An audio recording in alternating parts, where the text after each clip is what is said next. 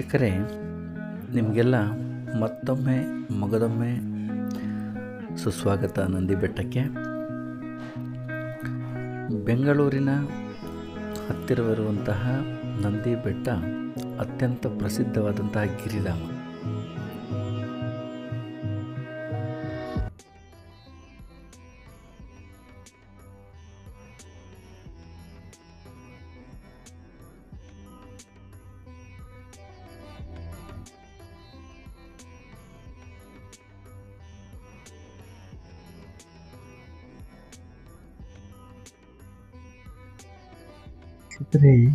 Main ಗೇಟಿಂದ entry ಆದ ತಕ್ಷಣ ನಾವು ವಿಶಾಲವಾದಂತಹ ಎ ಸಿಯಲ್ಲಿ ಇದ್ದೀವಿ ಅಂತ ಅನಿಸುತ್ತೆ. ಅಷ್ಟು ತಣ್ಣನೆ ವಾತಾವರಣ. ಆ ಬೆಟ್ಟ ಹತ್ತು ಬಂದಂತಹ ಸುಸ್ತು ಹೊರಟೋಗ್ಬಿಡುತ್ತೆ. ಅಷ್ಟು ತಣ್ಣನೆ ವಾತಾವರಣಕ್ಕೆ ನಾವು ಪ್ರವೇಶ ಮಾಡ್ತೀವಿ. ಮತ್ತು ಅತ್ಯಂತ ಸುಂದರವಾದ ವಾತಾವರಣ. ಹೆಚ್ಚು ಕಡಿಮೆ ನಾವಿಲ್ಲಿ ಹೋದಾಗ 1.5-2 ಗಂಟೆ ಅನ್ಕೋಣ. ಆ 2 ಗಂಟೆಯಲ್ಲಿ ಆ ಸುತ್ತ ಏನು ಒಂದು ಅಟ್ಮಾಸ್ಫಿಯರ್ ಇತ್ತು.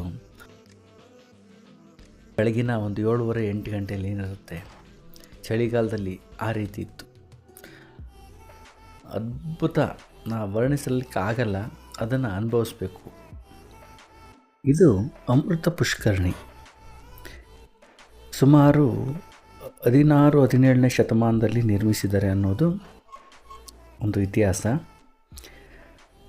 ಮೈಸೂರಿನ ದಿವಾನರಾಗಿದ್ದಂತಹ ಸರ್ ಮಿರ್ಜಾ ಇಸ್ಮಾಯಿಲ್ ಅವರು ಇದನ್ನು ಮತ್ತೆ ರಿನೋವೇಟ್ ಮಾಡ್ತಾರೆ. ಎದುರು ಕಾಣ್ತಾ ಇರೋದು ಟಿಪ್ಪು ಸುಲ್ತಾನನ ಬೇಸಿಗೆಯ ಮನೆ. ಅರಮನೆ ಅಲ್ಲ, ಬೇಸಿಗೆಯ ಮನೆ. ಆದರೆ ಇದರಲ್ಲಿ ಯಾವುದೇ ಪ್ರವೇಶವನ್ನು ಕೊಟ್ಟಿಲ್ಲ. ಸೊ ನಾವು ಹೊರಗಡೆಯಿಂದ ನೋಡ್ಬೋದು. ಸುತ್ತ ಹಸಿರು ತುಂಬಿದ ಒಂದು ಪಾರ್ಕ್ ಇದೆ. ಇಲ್ಲೂ ಕೂಡ ಈಗ ಸದ್ಯದಲ್ಲಿ ಯಾರಿಗೂ ಎಂಟ್ರಿ ಮಾಡಿಲ್ಲ. ಯಾಕೆ ಅಂತ ಗೊತ್ತಿಲ್ಲ. ತೋಟಗಾರಿಕೆ ಇಲಾಖೆಯವರು.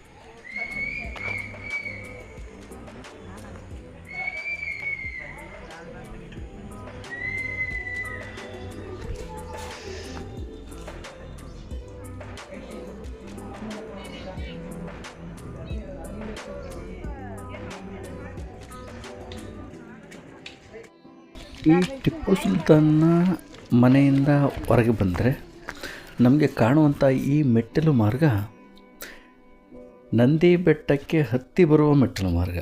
ನಂದಿ ಬೆಟ್ಟಕ್ಕೆ ಕೆಳಗಿನಿಂದ ಮೆಟ್ಟಿಲು ಮಾರ್ಗವಾಗಿ ಹತ್ತಿ ಬರ್ಬೋದು. ಈ ಮಾರ್ಗ ಮಧ್ಯದಲ್ಲಿ ಸಿಗುವಂತಹದ್ದೇ ಗವಿ ವೀರಭದ್ರೇಶ್ವರ ಸ್ವಾಮಿ ದೇವಸ್ಥಾನ. ಆದರೆ ನಾವು ಮೇಲಿಂದ ಕೆಳಗಿಳಿದು ಹೋಗ್ತಾ ಇದ್ದೀವಿ.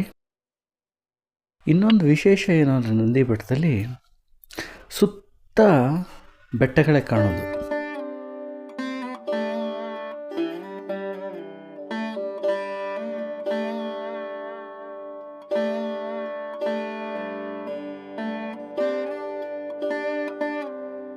ಇದು ಗವಿ ವೀರಭದ್ರ ಸ್ವಾಮಿ ದೇವಸ್ಥಾನ ಹಾಗೂ ಭದ್ರಕಾಳಿ ದೇವಸ್ಥಾನ. ತುಂಬ ಸುಂದರವಾಗಿ ಕಲ್ಲಿನ ಚಾವಣಿ ಉಳ್ಳದ್ದಾಗಿದೆ. ಅಂದರೆ ಬಂಡೆಯನ್ನೇ ದೇಗುಲವನ್ನಾಗಿ ಮಾಡಿದ್ದಾರೆ. ಇದು ಸುಮಾರು ಚೋಳರ ಕಾಲದ್ದು ಅಂದ್ಕೊಳ್ತೀನಿ. ಐತಿಹ್ಯ ಕೂಡ ಅದನ್ನೇ ಇರುತ್ತೆ. ಕಾವಲು ಗೋಪುರ. ಆದರೆ ನಮ್ಮ ಒಂದು ಸಾರ್ವಜನಿಕ ವ್ಯವಸ್ಥೆ ಹೇಗಿದೆ ಅಂದರೆ, ನಾವುಗಳೇ, ಇಲ್ಲಿ ನಾನು ನೀವು ಅನ್ನೋದಲ್ಲ, ನಾವುಗಳೇ ಇದನ್ನು ಹಾಳು ಮಾಡಿಬಿಟ್ಟಿದ್ದೀವಿ. ಏನು ಅಂದರೆ ಇದನ್ನು ಹುಚ್ಚೆ ಗುಂಡಿ ಮಾಡಿಬಿಟ್ಟಿದ್ದೀವಿ. ಅತ್ಯಂತ ಬೇಸರ ಸಂಗತಿ. ವೀಕ್ಷಕರೇ, ಈ ನಂದಿ ಬೆಟ್ಟ ಅಥವಾ ನಂದಿ ದುರ್ಗ ಇದೇಗಪ್ಪ ಹೆಸರು ಬಂತು ಈ ಒಂದು ಜಾಗಕ್ಕೆ ಅಂದರೆ, ಸುಮಾರು 9-10ನೇ ಶತಮಾನದಲ್ಲಿ ರಾಷ್ಟ್ರಕೂಟರ ಸಾಮಂತರು ಇದನ್ನು ಆಳ್ತಾ ಇದ್ದರು. 11ನೇ ಶತಮಾನದ ಆರಂಭದಲ್ಲಿ ಪಲ್ಲವರು ಈ ಒಂದು ಪ್ರದೇಶನ ಆಕ್ರಮಿಸ್ಕೊಳ್ತಾರೆ. ಅಂದರೆ ಅವ್ರನ್ನ ಸೋಲಿಸ್ಬಿಟ್ಟು ಆಕ್ರಮಿಸ್ಕೊಳ್ತಾರೆ.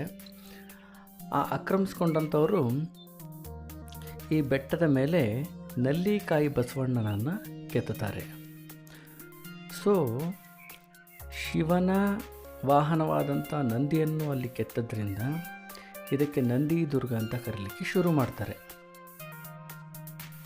ಮುಂದೆ ನಂದಿ ದುರ್ಗವು ಚೋಳದೊರೆಗಳ ಆಳ್ವಿಕೆಗೆ ಒಳಪಡುತ್ತದೆ. ಈ ಚೋಳದೊರೆಗಳೇ ನಂದಿದುರ್ಗದ ಮೇಲೆ ಯೋಗನಂದೀಶ್ವರ ಸ್ವಾಮಿಯ ದೇವಸ್ಥಾನವನ್ನು ಕಟ್ಟಿಸ್ತಾರೆ. ಹಾಗಾಗಿ ಇದು ನಂದಿದುರ್ಗ ಅಂತಲೇ ಫೇಮಸ್ ಆಗಿಬಿಡುತ್ತೆ. ಆಗಿನ ಕಾಲದ ಅಂದರೆ 11 ಮತ್ತು 14ನೇ ಶತಮಾನದ ಮಧ್ಯದಲ್ಲಿ ಆಳ್ವಿಕೆ ಮಾಡುವಂತಹ ಹೊಯ್ಸಳರು ಮತ್ತು ವಿಜಯನಗರದ ಅರಸರು ಇದಕ್ಕೆ ತುಂಬ ದೇಣಿಗೆಗಳನ್ನ ಕೊಡ್ತಾರೆ. ಹಾಗಾಗಿ ಈ ನಂದಿದುರ್ಗವು ಅಂದಿನ ಕಾಲಕ್ಕೆ ತುಂಬ ಪ್ರಸಿದ್ಧಿಯನ್ನು ಕೂಡ ಹೊಂದುತ್ತೆ. ವೀಕ್ಷಕರೇ, ನಂದಿ ಬೆಟ್ಟವು ಸಮುದ್ರ ಮಟ್ಟದಿಂದ ಸುಮಾರು 4872 ಅಡಿ ಎತ್ತರದಲ್ಲಿದೆ. ಹಾಗಾಗಿ ಇದು ಹಲವು ನದಿಗಳ ಉಗಮ ಸ್ಥಾನ ಕೂಡ. ವೀಕ್ಷಕರೇ, ನಾನೀಗ ನಿಮ್ಮನ್ನು ಪಾಲಾರ್ ನದಿ ಅಂದರೆ ಕ್ಷೀರಾ ನದಿಯ ಮೂಲಕ್ಕೆ ಕರ್ಕೊಂಡು ಹೋಗ್ತಾ ಇದ್ದೀನಿ. ನಮ್ಮ ಹಿರಿಯವರು ಹೇಳ್ತಾರೆ, ನದಿ ಮೂಲ ಮತ್ತು ಋಷಿ ಮೂಲ ಹುಡುಕಬಾರ್ದು ಅಂತ ಹೇಳ್ಬಿಟ್ಟು. ವೀಕ್ಷಕರೇ, ಇದು ಪಾಲಾರ್ ನದಿಯ ಹರಿವಿನ ಚಿತ್ರಗಳು. ಇದು ಆಂಧ್ರ ಪ್ರದೇಶ ಮತ್ತು ತಮಿಳುನಾಡಲ್ಲಿ ಹರಿಯುತ್ತೆ. ಎಷ್ಟು ದೊಡ್ಡ ಪ್ರಮಾಣದಲ್ಲಿ ಹರಿಯುತ್ತೆ ನೋಡಿ. ಆದರೆ ಈ ಮೂಲವನ್ನು ನೋಡಿದಾಗ ನಮ್ಗೆ ಆಗ ಅನ್ಸೋದೇ ಇಲ್ಲ ನೋಡಿ. ತುಂಬ ಒಂದು ಸಣ್ಣ ಬಾವಿ ಕಟ್ಟೆ ರೀತಿ ಇದೆ. ಸೊ ಇಲ್ಲಿಂದ ಇದು ಗುಪ್ತಗಾಮಿನಿಯಾಗಿ ಹರಿಯುತ್ತೆ ಅಂತ ಹೇಳ್ತಾರೆ. ಇಲ್ಲಿಂದ 33 ಕಿಲೋಮೀಟ್ರ್ ಗುಪ್ತಗಾಮಿನಿಯಾಗಿ ಹರಿದು ಬೇತಮಂಗಲದಲ್ಲಿ ಇದು ನದಿ ರೂಪ ಪಡೆಯುತ್ತೆ ಅಂತ ಹೇಳ್ಬಿಟ್ಟು. ಎದುರುಗಡೆ ಒಂದು ಶಿವನ ವಿಗ್ರಹ ಇದೆ. ಅಲ್ಲೇ ನಮಗೆ ಒಂದು ಬೋರ್ಡನ್ನು ಕೂಡ ಬರೆದಿದ್ದಾರೆ, ಕ್ಷೀರಾ ನದಿಯ ಮೂಲ ಅಂತ ಹೇಳ್ಬಿಟ್ಟು. ನಿಜವಾಗ್ಲೂ ಅಚ್ಚರಿ ಮತ್ತು ಸೋಜಿಗ ಅನಿಸುತ್ತೆ. ಇಲ್ಲಿ ಯಾವುದೇ ನದಿಯ ಹರಿವು ಕಾಣುವುದಿಲ್ಲ. ಹೊರಗಡೆ ನೀರು ಹೋಗುವಂಥ ಸೋರ್ಸ್ ಯಾವುದೂ ಕಾಣಲ್ಲ. ಇಲ್ಲಿಂದ ಗುಪ್ತಗಾಮಿನಿಯಾಗಿ ನದಿ ಹರಿಯುತ್ತೆ ಅಂತ ಅಲ್ಲಿ ಸೂಚಿಸಲಾಗಿದೆ. ಅದ್ಭುತ ಅಲ್ವಾ? ವೀಕ್ಷಕರೇ, ನಂದಿ ಬೆಟ್ಟವನ್ನು ಸುತ್ತಬೇಕಾದ್ರೆ ರಸ್ತೆ ಮಾರ್ಗದಲ್ಲೂ ಸುತ್ತಬೋದು. ಮತ್ತು ಈ ಒಂದು ನದಿ ಬೆಟ್ಟದ ಸೈಡ್ನಲ್ಲೇ ಕೋಟೆ ಸುತ್ತ ಬರ್ಬೋದು. ಕೋಟೆ ಸುತ್ತ ನಾವು ಸುತ್ತಿ ಬಂದಾಗ ಈ ಕಾಲ್ದಾರಿ ಸಿಗುತ್ತೆ. ಇಲ್ಲಿ ನಮಗೆ ಎಲ್ಲ ಒಂದು ದೇವಸ್ಥಾನಗಳು, ನದಿಯ ಉಗಮ ಸ್ಥಾನಗಳು ಮತ್ತು ನಲ್ಲಿಕಾಯಿ ಬಸವಣ್ಣ ಮತ್ತು ಬ್ರಹ್ಮಚಾರ್ಯಾಶ್ರಮ ಮತ್ತು ಟಿಪ್ಪು ಡ್ರಾಪ್, ಅರ್ಕಾವತಿ ನದಿ ಮೂಲ ಇವೆಲ್ಲ ಸಿಗೋದು ಈಗ ನಂದಿ ಬೆಟ್ಟದ ಗೋಡೆ ತುದಿಯಲ್ಲಿ ಬಂದಾಗ. ಅದೇ ನಾವು ರಸ್ತೆಯಲ್ಲಿ ಬಂದಾಗ ಇವ್ಯಾವೂ ಸಿಗೋದಿಲ್ಲ. ಇದು ನಲ್ಲಿಕಾಯಿ ಬಸವಣ್ಣನ ದೇಗುಲ, ಪಲ್ಲವರು ಕಟ್ಟಿದಂಥ ದೇಗುಲ. ಈ ಒಂದು ನಂದೀಶ್ವರನ ದೇವಸ್ಥಾನದಿಂದ ಅಂದರೆ ನಂದೀಶ್ವರನ ಹೆಸರಿನಿಂದಲೇ ನಂದಿದುರ್ಗ ಅಂತ ಹೆಸರು. ಇದು ಬ್ರಹ್ಮಾಶ್ರಮ. ಇಲ್ಲಿ ಶ್ರೀಶೈಲಕ್ಕೆ ಹೋಗುವಂತಹ ಋಷಿವರ್ಯರು ಇಲ್ಲಿ ಕೆಲ ಕಾಲ ತಂಗಿ ತಪಸ್ಸನ್ನು ಆಚರಿಸಿದ್ದರಂತೆ. ಒಳಗಡೆ ತುಂಬ ಕತ್ಲೆ ಇದೆ. ನಂದಿ ಬೆಟ್ಟದಲ್ಲಿ ನೋಡಲೇಬೇಕಾದಂಥ ಸ್ಥಳ ಈ ಬ್ರಹ್ಮಾಶ್ರಮ. ಕಾರಣ ಇಷ್ಟೇ, ಜಗತ್ ಪ್ರಸಿದ್ಧಿ ಪಡೆದಂತಹ ವಿವೇಕಾನಂದರ ಗುರುಗಳಾದಂತಹ ಶ್ರೀ ರಾಮಕೃಷ್ಣ ಪರಮಹಂಸರು ಧ್ಯಾನ ಮಾಡಿದಂತಹ ಸ್ಥಳ. ಇಂತಹ ಒಂದು ಅಪೂರ್ವವಾದ ಸ್ಥಳ ನಮ್ಮ ಕರ್ನಾಟಕದಲ್ಲಿರೋದು, ಅದರಲ್ಲೂ ನಮ್ಮ ನಂದಿ ಬೆಟ್ಟದಲ್ಲಿರೋದು ನಮ್ಮ ಸೌಭಾಗ್ಯ ಅಂತಲೇ ತಿಳಿಬೇಕು. ಹಾಗಾಗಿ ನಂದಿ ಬೆಟ್ಟಕ್ಕೂ ಎಲ್ಲರೂ ಕೂಡ ಒಮ್ಮೆ ಈ ಒಂದು ಬ್ರಹ್ಮಾಶ್ರಮನ ನೋಡಿ. ಈ ಬ್ರಹ್ಮಾಶ್ರಮದೊಳಗೆ ಒಂದೆರಡು ಕೆತ್ತನೆಗಳಿದೆ. ಒಬ್ಬ ಋಷಿ ಒಂದು ಸೈಡಲ್ಲಿ ಕೂಡ್ತಾರೆ, ಅವ್ರ ಕಾಲು ಕೆಳಗಡೆ ಹಾವುಗಳಿದ್ದಾವೆ. ಅದೇ ಸ್ವಲ್ಪ ದೂರದಲ್ಲಿ ಹಳಗನ್ನಡದ ಲಿಪಿಯಲ್ಲಿ ಏನನ್ನೋ ಬರೆದಿದ್ದಾರೆ. ಇಷ್ಟನ್ನು ನೋಡಲೇಬೇಕಾದಂತಹ ಚಿತ್ರಗಳು ಮತ್ತು ನೋಡಲೇಬೇಕಾದಂಥ ಸ್ಥಳ ಕೂಡ ಹೌದು.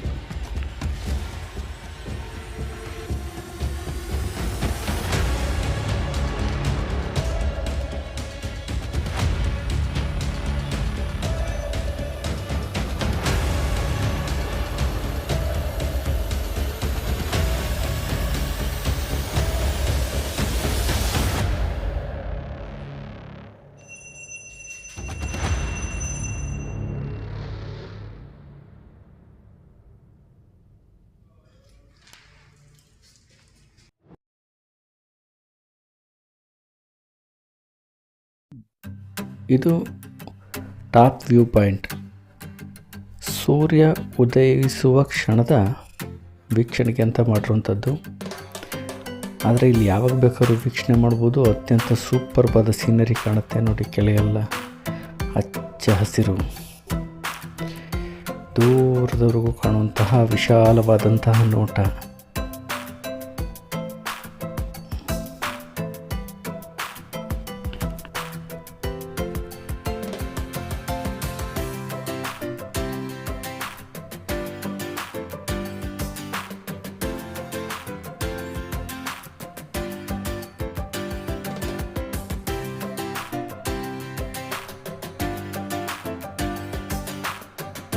ವೀಕ್ಷಕರೇ, ಇದು 11ನೇ ಶತಮಾನದಲ್ಲಿ ಚೋಳರು ಕಟ್ಟಿಸಿದಂತಹ ಭೋಗನಂದೀಶ್ವರ ಸ್ವಾಮಿಯ ದೇವಸ್ಥಾನ. ತುಂಬ ವಿಶಾಲವಾಗಿದೆ. ದ್ರಾವಿಡ ಶೈಲಿಯಲ್ಲಿ ಈ ದೇವಾಲಯ ಇದೆ.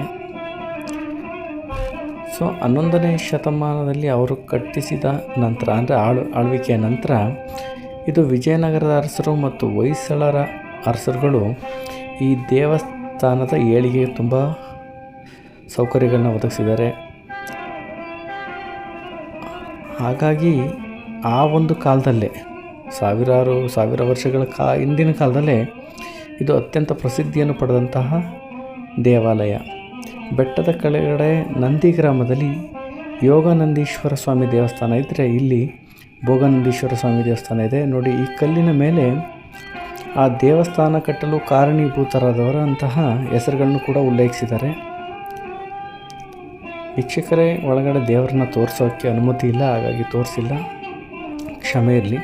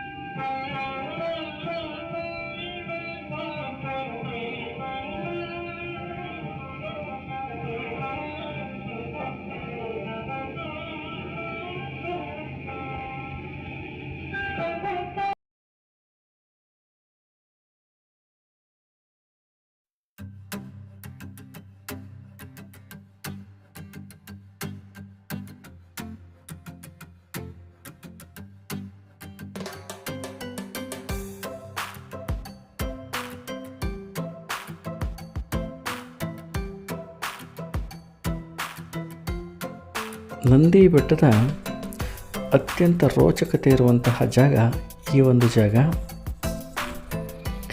ಭೋಗನಂದೀಶ್ವರ ಸ್ವಾಮಿ ದೇವಸ್ಥಾನದ ಹಿಂಭಾಗಕ್ಕೆ ಬರುತ್ತೆ. ನಮಗೆಲ್ಲ ನಾವೆಲ್ಲ ಕೇಳಿರುವಂತಹ ಟಿಪ್ಪು ಡ್ರಾಪ್ ಕೂಡ ಇರೋದಿಲ್ಲ. ಹಲವಾರು ಸಿನಿಮಾಗಳು, ಧಾರಾವಾಹಿಗಳಲ್ಲಿ ತೋರಿಸೋದು ಸೂಸೈಡ್ ಪಾಯಿಂಟ್, ಈ ಒಂದು ಜಾಗ ಇರೋದು ಕೂಡ ಈ ವಿಶಾಲವಾದಂಥ ಪ್ರದೇಶದಲ್ಲಿ. ಹಾಗಾಗಿ ಎಚ್ಚರಿಕೆಗೋಸ್ಕರ ಕಬ್ಬಿಣದ ದೊಡ್ಡ ದೊಡ್ಡ ಗೇಟ್ಗಳನ್ನ ಅಳವಡಿಸ್ಬಿಟ್ಟಿದ್ದಾರೆ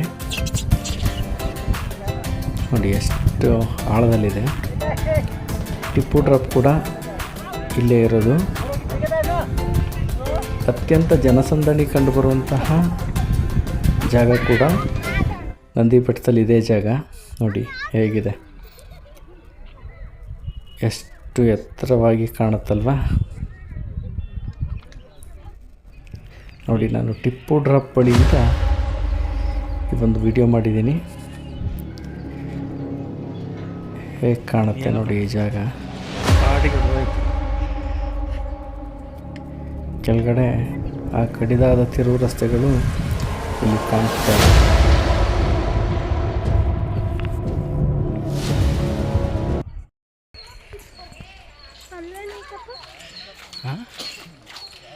ಕೆಳಗಡೆ ಹೋಗ್ಬೋದು.